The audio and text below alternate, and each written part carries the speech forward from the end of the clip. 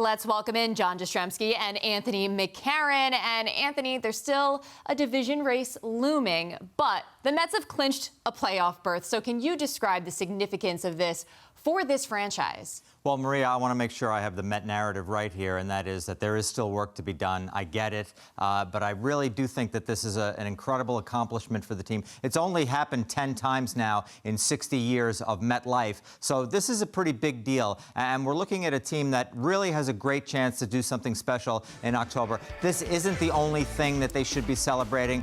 However, I do believe they should be celebrating this one, and it was nice to see them break out some champagne afterward, and it seemed to enjoy it a little bit because it's hard to make the postseason. It's hard to be a good team and play well and get to October, and when you get there, there's some satisfaction there. Now, no one is. I laugh at the idea that because you are happy that you've clinched a playoff spot, that means you suddenly have said you're taking your foot off the gas for the division. You know, that's nonsense. That's I don't know if the Mets are trying to remind themselves, and that's why they didn't go nuts with a big celebration. But I think it was appropriate what they did, and it's right to celebrate. And they're in a great spot. They really are a terrific team that have played well for an entire year so far, almost the entire season so far. There's a lot more to do, and they've got a lot of potential. You think about the last couple of years, the Mets thought they had playoff teams, and things went awry, whether it was the 2020 season. 2021 was an out-and-out disaster. They go and get a legitimate manager in Buck Showalter. They go and get a legitimate ace in Max Scherzer. And all of a sudden, this year has been picture-perfect in many ways. And I had no issue with them having a little bubbly. It wasn't out of control. It wasn't a crazy celebration like they won the World Series. But it's the idea of honoring what this team accomplished over the course of this year. There is more work to be done, but the Mets, listen, last couple of years, they weren't able to pop any bubbly. They've been in the playoffs since 2016. Enjoy it. All right, now let's put the focus back on the Monday night win in Milwaukee. And, guys, it's one thing to put up crooked numbers against the Pirates, but, JJ, how encouraging is it to see Alonso hit an absolute missile off a Cy Young Award winner in Corbin Burnes, and then the rest of the lineup play tack on? It's the sort of thing, Eamon, you're going to need to see from this team if they're going to win a World Series. Look, we understand that pitching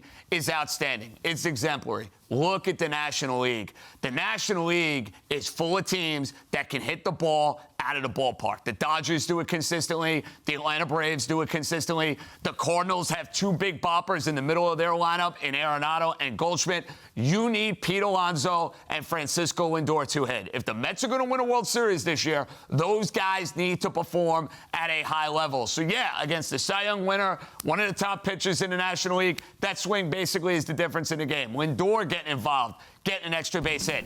It is what you need to see. It's the blueprint for October success. Yes, Anthony, DeGrom, Scherzer, we get it. They're great. That's the edge for the Mets. But if they don't score runs and these guys don't hit, it will be an early exit in October. JJ, I was just happy that the Mets used the sweep of the Pirates as kind of a nice jumping-off point for this series with the Brewers, an obvious playoff contender.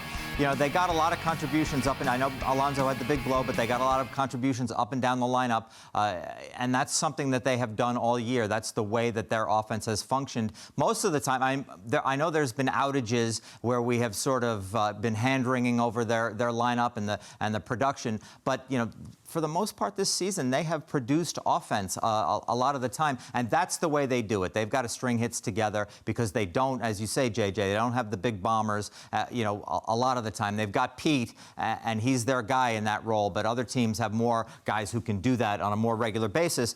But look, they got something going. This is the team that we saw the team now. We're seeing the team now that we thought we were going to see when they started the weak part of their schedule. They're now starting to get a little confidence going from that, and that's a great spot to be going into the last 2 weeks of the season. Definitely a big confidence boost for the lineup. But is there a better sight for Mets fans than Max Scherzer pitching a gem against a probable playoff contender first day back? Yeah, I mean, Maria, how huge is it? Because we all know how their playoff success potential is connected to Scherzer and DeGrom. And look, I know Max Scherzer knows his body very well. I know that he is a supremely tuned athlete. All of that stuff, I get it. But it's still hard to see him come out of games, have to go down on the IL, go to a rehab start. It's hard to see that when, you know, the sands are running out of the season hourglass, and we're getting closer and closer to October when he needs to do a lot of big work. So this was a to me, was a big lift for the team, a big lift for anybody watching from the outside and saying, like, you know, if you have questions about the Mets, it's going to start with these two guys. You know, DeGrom still has some questions to answer, I think, going forward. But look, they're in a good spot with those two guys as long as they're at full health. Guy comes back into 6 perfect innings. Are you serious? Are you kidding me? I mean, give me a break with Scherzer. The guy we haven't seen him. Game? No, absolutely not, because the Mets have bigger fish to fry. The idea that I'm going to go nuts about Max Scherzer getting pulled after 6 innings, no. I know it's history. I know you want to see it. You got to be thinking bigger picture.